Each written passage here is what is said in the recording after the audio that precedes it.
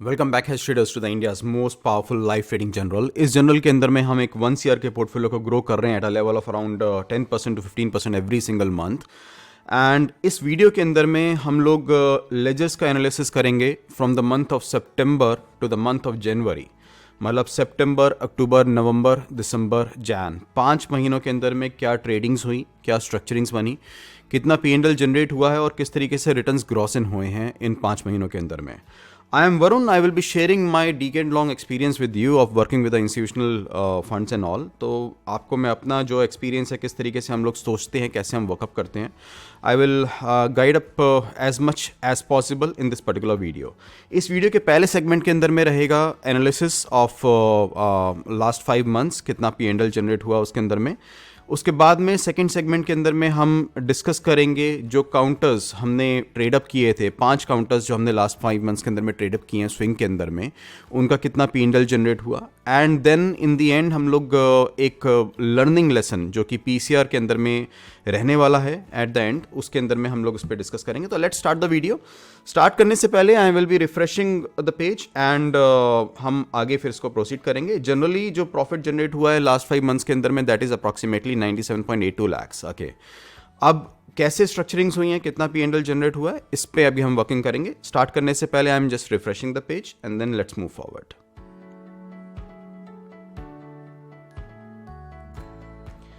Okay, so ये futures and options के अंदर में सेगमेंट है और it's combined P&Ls। Combined P&Ls के अंदर में रियलाइज्ड और अनरियलाइज्ड P&Ls दोनों शोकेस होंगे। जैसे अभी अनरियलाइज्ड P&L चल रहा है 2.01 lakhs का for the month of the Feb obviously, and जो नेट रियलाइज P&L है वो हमारा 97.82 lakhs का है इस समय for the last 5 months. Okay, अभी इसमें जो डेट रेंज हमने सेलेक्ट करी हुई है that is from 1st of September to 31st of January। 1 सितंबर से लेके 31 जनवरी। एक बार इसको दोबारा रिफ्रेश कर लेते हैं।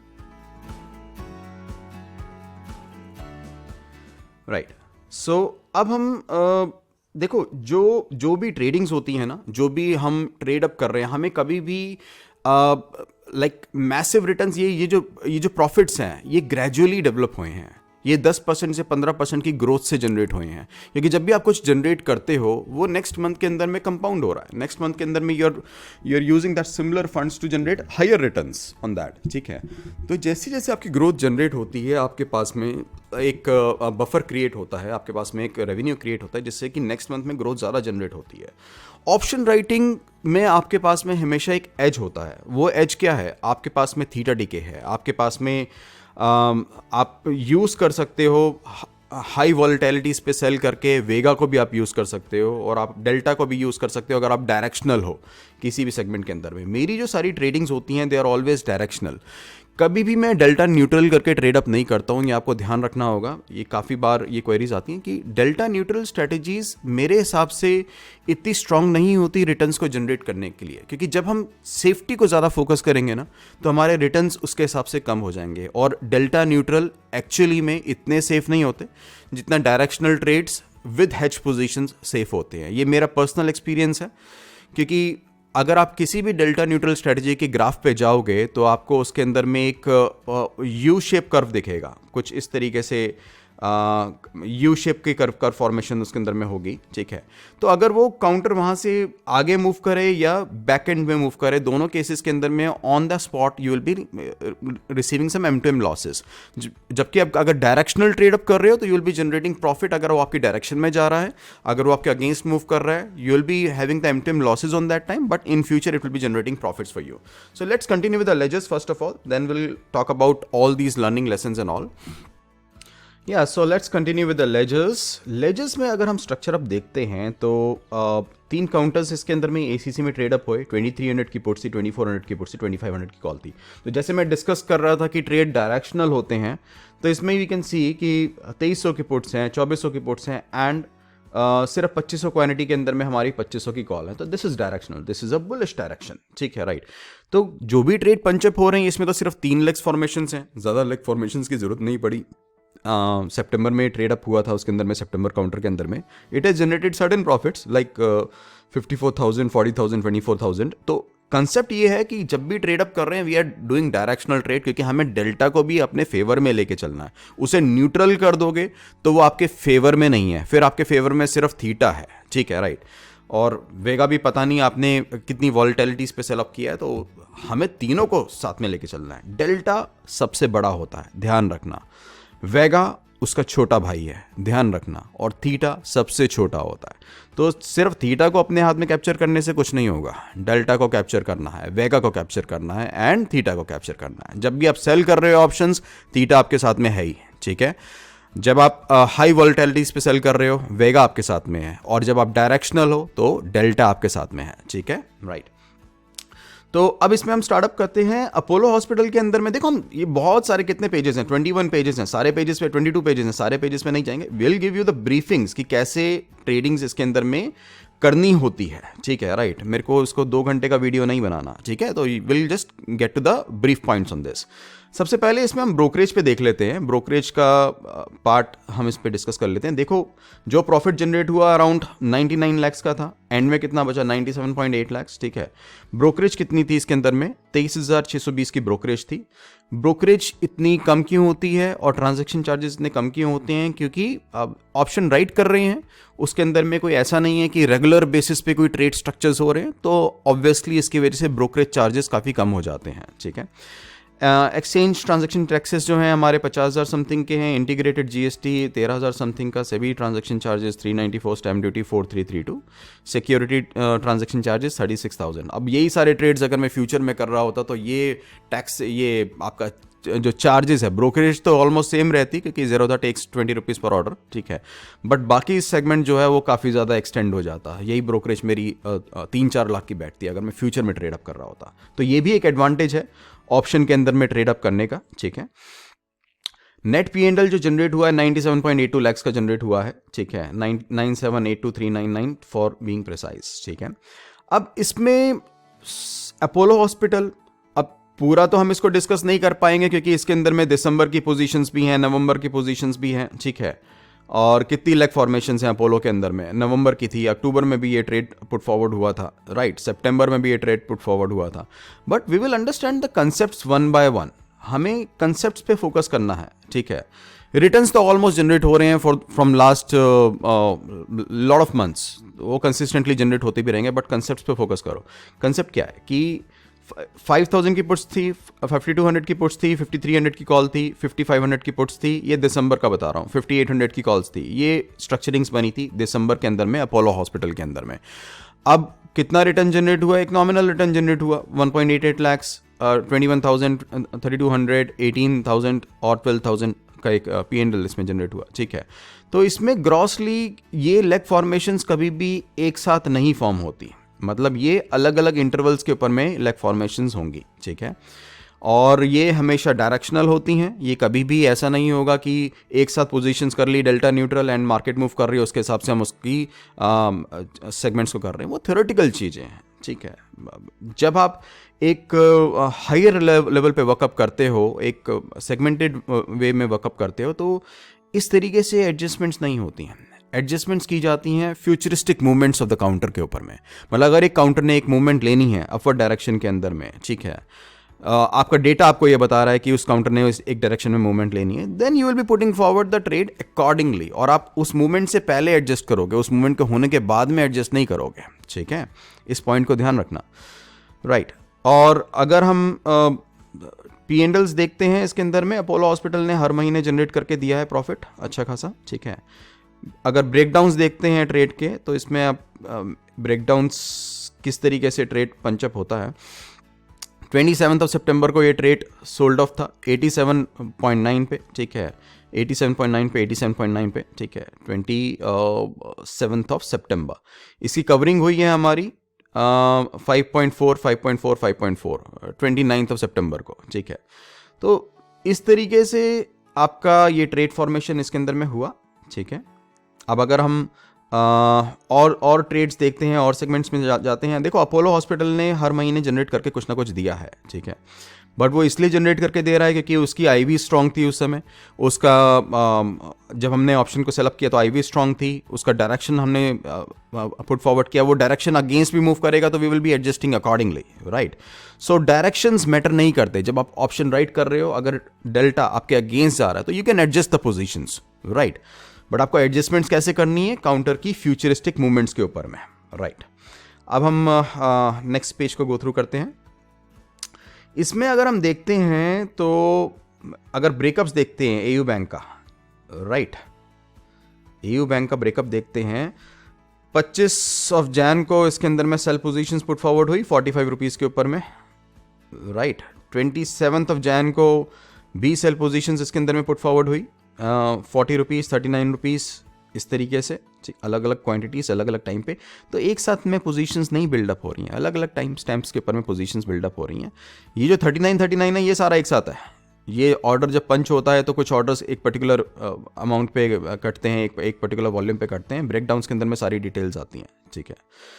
27 पे 39 के अंदर में पंचअप हुआ, कवरिंग किस पे हुई 33, 36.3, 37.5 पे फिर दोबारा सेल ऑफ हुआ, 27.2 पे फिर कवरिंग हुई, ठीक है। 33.5 पे फिर कवरिंग हुई, 17.8 पे फिर कवरिंग हुई, राइट। 18.9 पे फिर सेल ऑफ हुआ, ठीक है, जिसकी कवरिंग 17.2 समथिंग पे हुई थी, राइट। तो ओवरऑल कितना रिटर्न जनरेट हुआ इस काउंटर के अंदर में? ओवरऑल रिटर्न जनरेट हुआ इस स्क्रिप्ट के अंदर में 1200 की पुट के अंदर में 2,18,000 का, ठीक है। इसी तरीके से अलग अलग स्क्रिप्ट फॉर्मेशंस हैं, अलग अलग टाइम पे अलग अलग काउंटर्स के अंदर में, एक ही स्क्रिप्ट के अंदर में भी अलग अलग टाइम पे एंट्री होती है। जैसे मैंने इसके ब्रेकडाउन में आपको दिखाया, एक ही स्क्रिप्ट है, 1200 की पुट है, पर उसमें अलग अलग टाइम पे सेल, अलग अलग टाइम पे बाय हो रहा है, और ये क्लब कर रहा है बाकी अपनी पुट्स के साथ में, बाकी अपनी कॉल्स के साथ में। तो कंप्लीटली एक पैकेज होता है, और उसके अंदर में एक स्क्रिप्ट जो है, जैसे ये 1200 की पुट है, वो भी अलग अलग टाइम पे हम उसके अंदर में ट्रेड अप किया जाता है, ठीक है। अब अगर हम इसमें अपोलो हॉस्पिटल्स के भी और हैं इसमें, सितंबर के अंदर में, जैन के अंदर में, ठीक है। अपोलो हॉस्पिटल तो ऑलमोस्ट हर महीने ही ट्रेड अप हुआ है, ठीक है, राइट। एशियन पेंट के अंदर में भी प्रॉफिट जनरेट हुआ है। एशियन पेंट के अंदर में करीबन 3100 की पुट सेल ऑफ थी, 3200 की कॉल सेल ऑफ थी, जिसके अंदर में 6200 का प्रॉफिट जनरेट हो, 3000 की पुट सेल ऑफ थी, 3200 की कॉल सेल ऑफ थी, 60,000 का प्रॉफिट, ठीक है। ओवरऑल हर काउंटर प्रॉफिट जनरेट करके देता है। कुछ काउंटर्स ज़्यादा प्रॉफिट जनरेट करके देते हैं, कुछ काउंटर्स कम प्रॉफिट जनरेट करके देते हैं, बट ओवरऑल जो भी काउंटर पे ट्रेड अप हो रहा है विद एडजस्टमेंट्स, प्रॉफिटेबिलिटीज उसके अंदर में निकल के आएंगी। ये एडवांटेज है, ये एडवांटेज है ऑप्शन राइटिंग का, ये एडवांटेज है राइट टाइम पे ऑप्शन राइटिंग का, ये एडवांटेज है अगर आप प्रॉपर वे में ट्रेड को पुट फॉरवर्ड कर रहे हो तो, ठीक है। अब बात करते हैं कुछ काउंटर्स की। अब देखो ये तो लंबा है, ये चलता रहेगा, तो बहुत इसके अंदर में पेजेस हैं, मैं सारा कुछ तो आपको डिटेल में नहीं दिखा पाऊंगा, पर जितना हो पाता है आपको मैं बताता हूँ, ठीक है। इसके अंदर में अगर आप देखोगे थर्ड पेज पे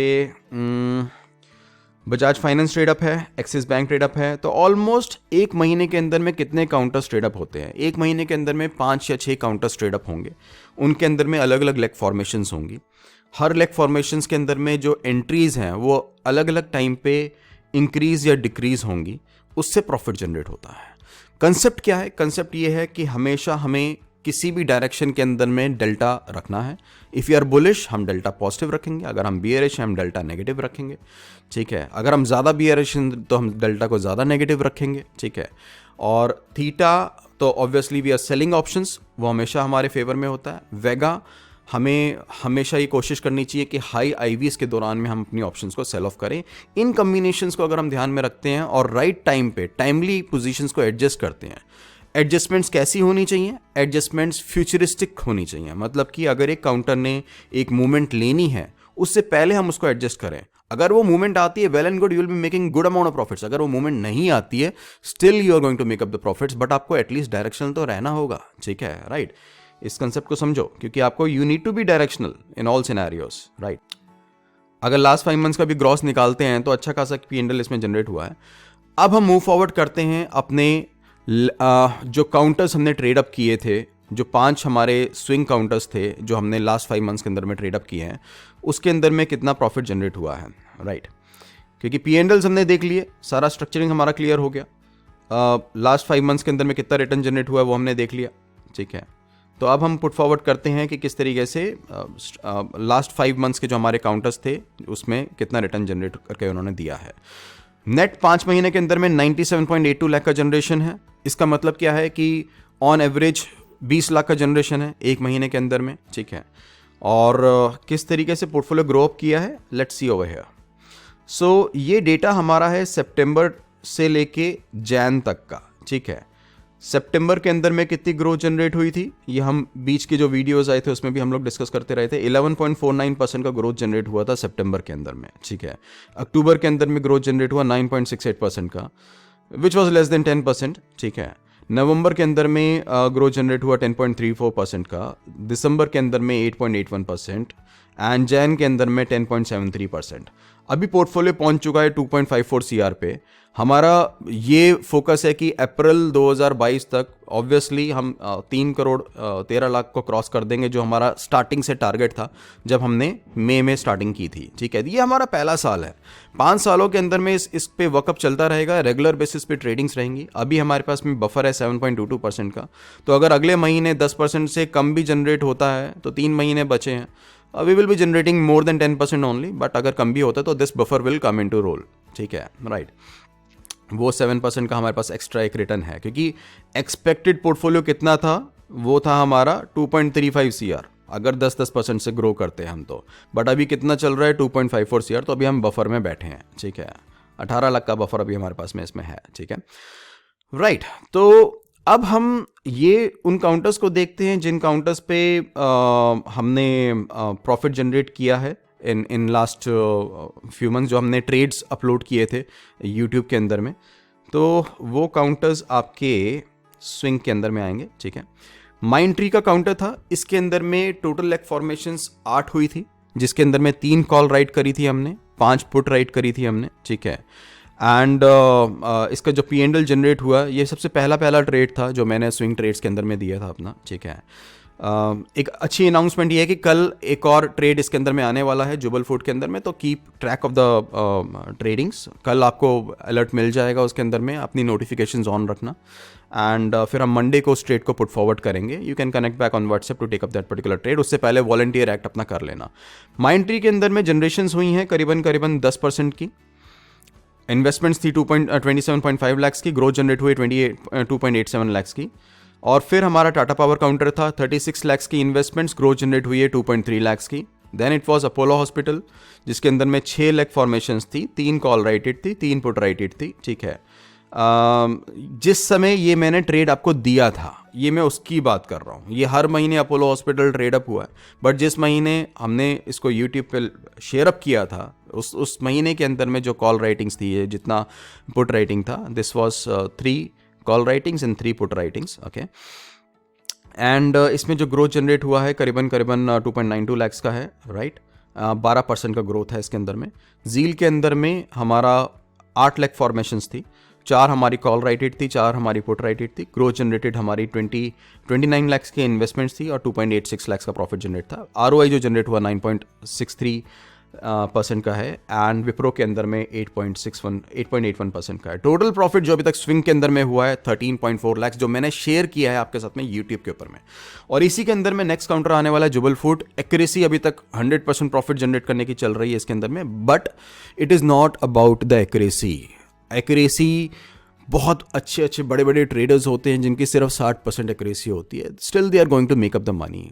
देखो, इट इज ऑल अबाउट कि आप पोजीशंस को एडजस्ट करके, ट्रेड की एक्यूरेसी इसमें 100% नहीं होगी। ट्रेड की एक्यूरेसी कितनी होगी? जब ट्रेड की एक्यूरेसी क्या होती है, एक व्यू लेना, उस व्यू का सही जाना, ठीक है, राइट। लेट्स से उस व्यू का आपने एक रिस्क रिवॉर्ड रखा हुआ है 1:3, 1:4, तो उसके टारगेट को रीच करने की एक्यूरेसी कितनी है? I am not talking about that accuracy. वो कभी भी 100% नहीं हो सकती, वो कभी भी 90% नहीं हो सकती, वो कभी भी 80% नहीं हो सकती। वो ऐसी रेंज करती है 50 to 70% के बीच में, ठीक है। But accuracy of coming back in to the profit even if your positions are going wrong, this is possible in option writing with the proper adjustments of the positions. मेरे लिए ये accuracy important है, ठीक है, right. क्योंकि अगर हम किसी ट्रेड में एंटर कर रहे हैं और उसको हम सही टाइम पे सही तरीके से एडजस्ट करते हैं, तो उससे हमें प्रॉफिट निकालना है। इट इज़ इनमेटीरियल कि वो हमारी डायरेक्शन में जा रहा है कि नहीं जा रहा है। यस, हम सारे डेटा को एनालाइज करेंगे, जितना डेटा पॉसिबल होता है उसको एनालाइज करके, क्योंकि जितना डेटा आप यूज़ करोगे, उसको एनालाइज करोगे, राइट, उससे आपका एक व्यू, एक रेंज क्लियर होगा, you will get a higher idea about a particular counter, ठीक है। तो उसको आपने लेना है, अपने आइडिया को अपने पास में, अपने स्ट्रक्चरिंग्स और सारी चीज़ों को आपको लेके चलना है वैल्यूएट करने के लिए। बट वो सिर्फ 20% ऑफ द पार्ट होता है, 80% पार्ट होता है adjustments of the positions at the right time, ठीक है। और एंट्री के अंदर में भी जो 20% पार्ट है उसमें सबसे इंपॉर्टेंट ये है कि थीटा, वेगा और डेल्टा को अपने फेवर में आप इनिशियल बेसिस पे लेके ले रहे हो, ठीक है। डेल्टा अगर गलत भी होता है, मतलब आपका व्यू गलत भी होता है, स्टिल वेगा आपके फेवर में है और थीटा आपके फेवर में है, तो दैट विल मेक प्रॉफिट अगर आप अपना डायरेक्शंस को सही टाइम पे चेंज कर रहे हो, ठीक है। ब्रीफ में अगर बात करें, 10% से 15% पॉसिबल है कंसिस्टेंट जनरेट होना on a portfolio which is above 1 CR, right, क्योंकि उसमें आप उतनी एडजस्टमेंट्स कर पाते हो। अगर पोर्टफोलियो कम है, लेस देन 1 CR है, एटलीस्ट अबव 25 लाख होना चाहिए इस टाइप की ट्रेडिंग स्ट्रक्चर्स को करने के लिए, क्योंकि इसके अंदर में we are only writing options, ठीक है। अगर पोर्टफोलियो उससे कम है तो focus more on investments and focus more on कि जब भी आप अपना ऑप्शन सेल करो तो उसके साथ में ऑप्शन बाय कर लो अगर 25 लाख से भी कम है, because you will get some extra margin out of that, and वो उसमें आपको कम एडजस्टमेंट्स की रिक्वायरमेंट पड़ेगी, बट ऑब्वियसली रिटर्न्स डिक्रीज हो जाएंगे उस केस के अंदर में, because you are taking some hedge positions in the terms of buy, ठीक है। बट वो सेफर है कंपैरेटिवली, क्योंकि अगर आपका पोर्टफोलियो छोटा है तो आप ज़्यादा एडजस्टमेंट्स नहीं कर पाओगे उसके अंदर में। ये टाइप की ट्रेडिंग्स के लिए अबव 25 लाख होना जरूरी है, above 1 CR is ideal for this kind of trading structures, ठीक है, राइट। अब हम आते हैं अपने नेक्स्ट वर्कअप पे, जिसके अंदर में we will be putting forward the learning lesson. देखो, इस ग्रोथ रेट से जो हम जनरेट कर रहे हैं, हम पहुंच जाएंगे अपना end of the April structures के अंदर में, क्योंकि अप्रैल 2022 के अंदर में मैं एक पूरे का एक वीडियो रखूंगा लेजर्स का, जिसके अंदर में फ्रॉम मई 2021 टू अप्रैल 2022 जो प्रॉफिट जनरेट हुआ उसके लेजर्स लाइव करेंगे, उस पर पूरा डिटेल में डिस्कशंस करेंगे, कौन से काउंटर्स के अंदर में कितना कितना P&L जनरेट हुआ वो डिस्कस करेंगे, काफ़ी सारी चीज़ें लेके आएंगे अप्रैल का जब ये स्ट्रक्चर पूरा हो जाएगा, क्योंकि हमारा पूरा 1 साल पूरा हो जाएगा। ये सिस्टम चलते रहना है अगले 5 सालों तक, राइट, जिसके अंदर में ग्रोथ को ट्रैक करेंगे और ये कोशिश करेंगे कि पैसिवली कैसे हम अपने पोर्टफोलियो को safely with proper hedge positions धीरे धीरे करके slow and steady consistently revenue generate करें। रिटर्न्स हमेशा पैसिव होने चाहिए, रिटर्न्स हमेशा कंसिस्टेंट होने चाहिए, इन दोनों चीज़ों को आपको पकड़ के रखना होगा, ठीक है।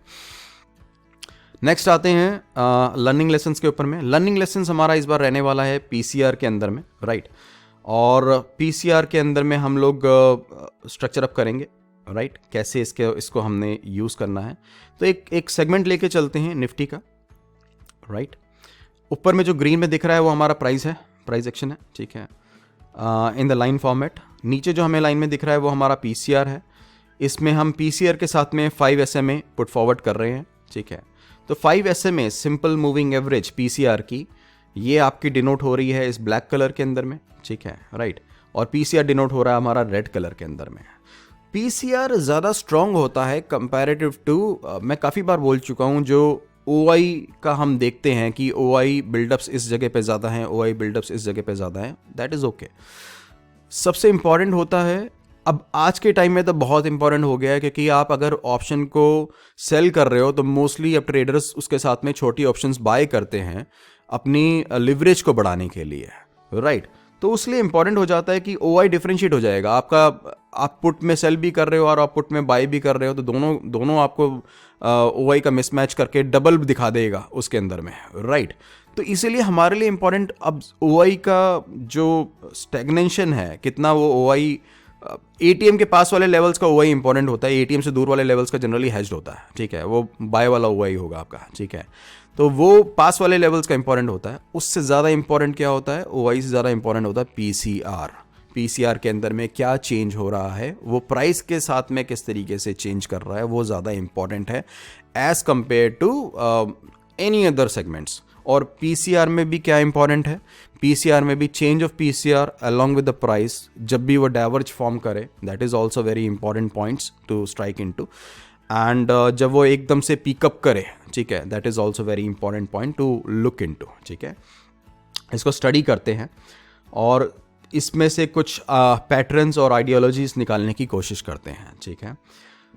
तो PCR में अगर हम देखते हैं, जनरली जब भी कोई मेजर राइज होता है या मेजर ड्रॉप होता है, ठीक है, और उसके साथ में प्राइस जो है वो एक डाइवर्ज फॉर्म करके मूव कर रहा है, तो that is always a very important point to discuss about, ठीक है। तो जब हमारे ये पीसीआर रेड लाइन से ऊपर होगा, बाइंग के लिए ज़्यादा अच्छा कंडीशन है। ऑब्वियसली आप ट्रेंड को भी देखोगे, बाकी चीज़ों को भी देखोगे, बट अगर ये आपका 5 SMA से ऊपर है and it is moving sharply, तो आपके लिए एक अच्छे पॉइंट्स बनते हैं ट्रेड अप को करने के लिए। तो जैसे इस केस के अंदर में हम देखते हैं पीसीआर ब्लैक से ऊपर है, it is not a trading system, it is a concept. मैं हमेशा बताता हूँ कभी भी इन चीज़ों को ट्रेडिंग सिस्टम से कैलकुलेट मत करो, ट्रेडिंग सिस्टम्स कुछ नहीं होते, ऑब्जेक्टिव क्लियर होना चाहिए। पीसीआर की अभी हम लर्निंग कर रहे हैं, इस लर्निंग को हम कंपाइल करेंगे बाकी सारे स्टडीज़ के साथ में, उससे डेटा पॉइंट्स बनते हैं, उस डेटा पॉइंट्स हम एक एंट्री करते हैं, ठीक है, जिसका काम सिर्फ 20% है, ये ध्यान रखना, ठीक है। 80% इज़ ऑल अबाउट एडजस्टमेंट्स। तो इसमें डेटा पॉइंट क्या बन रहा है कि पीसीआर से अगर हमने वो अपनी 5 SMA से ऊपर है तो बुलिश है, अगर वो अपनी 5 SMA से नीचे है तो बेरिश है। अगर डाइवर्जेंस फॉर्मेशंस हो रही हैं प्राइस के साथ में, then it is always to look forward, हमारी जो भी पोजीशंस है उनको एडजस्ट करने का एक राइट टाइम हो सकता है वो, ठीक है। तो अब इसमें एक बुलिश मूव आया पीसीआर के अंदर में, राइट, 1 पॉइंट, ये कहाँ से कहाँ गया, ये आपका पीसीआर मूव किया 1.15 से 1.503 तक, ठीक है, और प्राइस भी ऊपर मूव किया। गुड कॉम्बिनेशन कि आपका प्राइस भी ऊपर मूव कर रहा है, पीसीआर भी ऊपर मूव कर रहा है, इट्स एन ओके कॉम्बिनेशन। और इसमें सबसे इंपॉर्टेंट ये कि पीसीआर ने एक स्पाइक लिया, ठीक है, राइट, स्पाइक के साथ प्राइस का अपर अपसाइड मूवमेंट है। You can take up the you can adjust your position, take up the new entries whatever it is, ठीक है, ये ट्रेंड के साथ में होना चाहिए। अब इसको हम और भी देखते हैं प्रैक्टिकली, ठीक है। इसके अंदर में ट्रेंड इज अप, तो ऑब्वियसली अभी हम बाय के लिए पुट फॉरवर्ड करेंगे, अभी हम सेल का सेगमेंट इसमें नहीं देखेंगे, सिर्फ हम बाय का सेगमेंट इसमें पुट फॉरवर्ड करेंगे, क्योंकि ट्रेंड को तो लेके चलना ही चलना है अनटिल एंड अनलेस आपका एक अच्छा स्ट्रॉन्ग पीसीआर डाइवर्जेंस फॉर्म हो रहा हो, ठीक है, राइट। तो वो एक अलग चीज़ है, जैसे यहाँ पे आपका पीसीआर डाइवर्जेंस फॉर्मेशन हुआ, पीसीआर ऊपर से नीचे गया, प्राइस नीचे से ऊपर की फॉर्म में गया, यहाँ पे, राइट, प्राइस नीचे से ऊपर गया और पीसीआर ऊपर से नीचे गया, तो this is a divergence for a sell, जहाँ से एक शॉर्ट टाइम पे मूवमेंट भी आई नीचे की तरफ में, ठीक है, राइट। 17,800 से निफ्टी ग्रॉस इन करी नीचे की तरफ में 17,530 तक, ठीक है।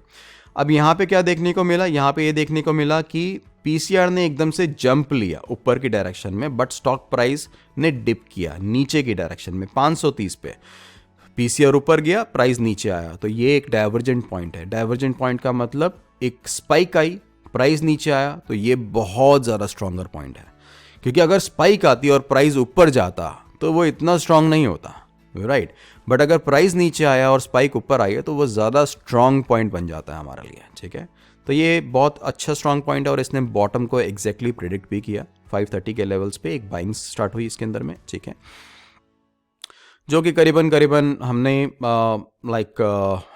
क्योंकि पीसीआर ने यहाँ पे अपना 5 SMA के नीचे पुट फॉरवर्ड कर दिया, इसने एक अच्छा ग्रोथ दिया, करीबन कितने पॉइंट्स का, 530 से लेके 18,400 तक 1000 पॉइंट्स का एक इसने स्विंग दिया इसके अंदर में, ठीक है। Now let's see further, divergence अभी कहीं पे फॉर्मेशंस नहीं हुई, ठीक है। अगेन एक स्वाइप ऊपर की तरफ में, इसको अच्छे से देखना, पीसीआर ने एक राइज दिया ऊपर की तरफ में, बट उस समय क्या हुआ, मार्केट ने एक डाउन मूव दिया, ठीक है, 715 पे, तो अगेन वहां से एक upward movement I, it's picking up the bottom actually in that particular time, right. तो वहां से मार्केट मूवमेंट्स हुई 18,100 तक की, ठीक है। So these are all datas इसीलिए तो हेल्पफुल होते हैं, कितने प्रिसाइज होते हैं, ठीक है, राइट। और अगर वो प्रिसाइज नहीं भी हों तब भी वो यूजफुल हैं, क्योंकि वो एटलीस्ट आपको हेल्प तो कर रहे हैं किसी स्ट्रक्चर को समझने के लिए, ठीक है, राइट। तो उसने एक मूवमेंट दिया, और क्योंकि हम ट्रेंड अप में थे, हम ऊपर के लिए देख रहे थे उस समय, ठीक है, एंड ये स्पाइक अप हुआ और प्राइस नीचे डाउनवर्ड मूव किया, वी एंटर्ड एट 17,715 और ये 18,000 तक की इसने मूवमेंट ली। देन हमारा पीसीआर ब्लैक रेंज के नीचे आ चुका है, ठीक है।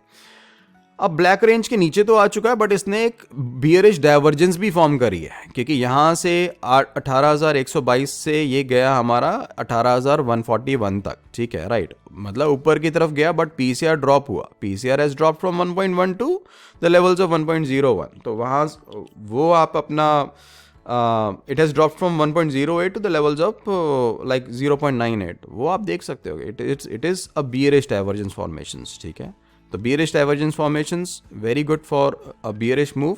और अब ट्रेंड भी चेंज हो रहा है नीचे की डायरेक्शन के अंदर में. ठीक है, ठीक है, वो नीचे की तरफ में पुट फॉरवर्ड हुआ. एंड इस वाले पॉइंट पे देखते हैं तो अभी तो नीचे ही जा रहा है. Then we got a bullish strike in the upward direction. ठीक है, प्राइस भी ऊपर की तरफ में मूव हुआ है. इतना स्ट्रांग हमारे लिए नहीं है क्योंकि प्राइस ने एक रैपिड मूव नहीं करी और पीसीआर ने भी एक नॉर्मल मूव दी है. बट इस समय पीसीआर ने एक बहुत रैपिड मूव दी नेक्स्ट सेगमेंट के अंदर में और प्राइस ने एक ड्रॉप दिया नीचे की डायरेक्शन के अंदर में. ठीक है, तो अगेन यहाँ से एक आपका अच्छा एंट्री पॉइंट हो सकता है and this will be your exit point because PCR ने अपने एसएमए को नीचे की तरफ में काट लिया. राइट, अगेन स्ट्रक्चर्स को और देखते हैं. हमेशा आपको जब बाइंग करना है तो एटलीस्ट पीसीआर का तो ऊपर का राइज रहना चाहिए. अब उसके बाद में प्राइस डिप करता है, इट इज़ वेरी गुड.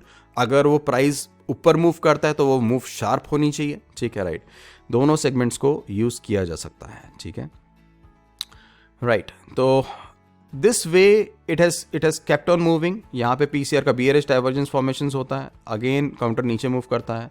यहाँ पे बियरिश बुलिश स्पाइक है और price is almost constant at that particular point. तो एक काफ़ी स्ट्रॉन्ग बुलिश मूव की प्रिडिक्टेबिलिटी थी. ठीक है, 28 जनवरी को, तो उसने वहाँ से काउंटर ने ऊपर की तरफ मूव किया. अब काउंटर दोबारा से हमारा रेंज कर चुका है, ब्लैक लाइन के नीचे पीसीआर आ चुका है. तो it is not exactly completely bearish क्योंकि उसने अभी तक बियरिश डाइवर्जेंस फॉर्मेशंस नहीं करी हैं, बट इट इज़ बियरिश. तो इसमें हम बुल पोजीशन नहीं ले सकते हैं. ठीक है, राइट, तो बुल पोजीशन कब लेंगे? यहाँ पे इस वाले पॉइंट पे बुल पोजीशन ले ली होगी, इस वाले पोजीशन पे बुल पोजीशंस ली, इस वाले पोजीशंस पे हमने बुल पोजीशंस ली, इस वाले पोजीशंस पे हमने बुल पोजीशन ली. ठीक है, इस वाले पोजीशन पे स्पाइक्स के अंदर में हमने बुल पोजीशन ली, इस वाले पोजीशन पे हमने बुल पोजीशन ली, इस वाले पोजीशन पे बुल पोजीशन ली. कितना एक्यूरेसी से चल रहा है. राइट, तो देखो सिस्टम्स लाइव है. ये हमने 27 अगस्त से अभी तक का देखा है. Randomly I have opened. आप किसी भी काउंटर को किसमें ओपन करके देख लेना. ठीक है, idea is not about finding the right trade. Idea is all about getting the data, collecting them out, finding the right entries. Okay, right, जिसका probability of winning अच्छा और risk reward ratio काफ़ी strong. मैं ज़्यादा favour करता हूँ हमेशा risk reward ratio को. ठीक है, इनफैक्ट जो मेरी इन्वेस्टमेंट्स होती हैं वो 1:50 की risk reward ratios की होती हैं. 1:50 की. 1 रुपया लूज़ करूँगा, 50 रुपये गेन करेंगे. ठीक है, और स्विंग ट्रेड्स के अंदर में विद प्रॉपर स्ट्रक्चरिंग्स 1:7 का रिस्क रिवॉर्ड रेशियो, 1:10 का रिस्क रिवॉर्ड रेशियो. ठीक है, और high probability of winning with proper adjustments. तो ये बहुत ज़रूरी है एज अ ट्रेडर. ठीक है, इनको आपको ध्यान में रखना है. एंड वीडियो को हम यहीं पे कंप्लीट अप करेंगे. अनाउंसमेंट आगे के लिए एक बहुत स्ट्रांग है आप लोगों के लिए. बहुत कुछ आने वाला है चैनल के ऊपर में. बहुत एक तो स्विंग सेगमेंट ऑफ ट्रेड्स, जैसे कल जुबल फूड का ट्रेड पुट फॉरवर्ड होगा. ठीक है, तो कम्युनिटी टैब के अंदर में I will be sharing up the picture कि कौन सा स्विंग अब आने वाला है, उस पर आप फोकस रखना. You can connect back with me on WhatsApp. I will share the information with you. My manager handles WhatsApp, तो आप डायरेक्टली वहाँ से कनेक्ट अप कर सकते हो. उससे पहले अपना वॉलंटियर एक्ट कर लेना. बहुत खुशी होती है यह बता के कि हम जल्दी ही 7 लाख लोगों का फीड तक पहुंचने वाले हैं. ठीक है, 6.89 लाख की फीड अभी तक हम लोग करा चुके हैं. आप लोगों ने कराया है, आप लोगों ने अपनी सिटीज़ के अंदर में खुद से कराया है. तो कंप्लीट अप्रिसिएशन आप लोगों को जाता है. मुझे इसका रिवॉर्ड और अप्रिसिएशन नहीं चाहिए. ठीक है, आप लोगों की खुद की वर्किंग से ये चीज़ हुई है. बट येस, ये एक इनिशियल स्टार्ट है, इसलिए वॉलंटियर एक्ट करना ज़रूरी है. सब लोगों को मिल के वॉलंटियर एक्ट करना ज़रूरी है अपने अपने रीजन के अंदर में. जिस भी फॉर्म के अंदर में हेल्प अप कर सकते हैं. राइट, ठीक है, और राइट पॉइंट पे एंट्री करो. धीरे धीरे करके प्रॉफिट जनरेट होता है. ये भी पूरे 5 महीने में जाके प्रॉफिट जनरेट हुआ है. ठीक है, ऐसा नहीं है कि एक दिन के अंदर में इतना जनरेट हुआ है. It is slow. मैं स्लो एंड स्टीडीनेस में बिलीव करता हूँ. मैं पैसिवनेस में बिलीव करता हूँ क्योंकि वो सालों साल चलती है. ठीक है, राइट, और रिटर्न्स काफ़ी ज़्यादा भी जनरेट हो सकते हैं. But this is a passive, safe, consistency के साथ में एक peaceful return. So I favour this kind of returns. 10 से 15% की growth is a very good growth on a monthly basis. Right, take care of your health. Peace out and take care of your health. Take care. Bye bye. Peace out.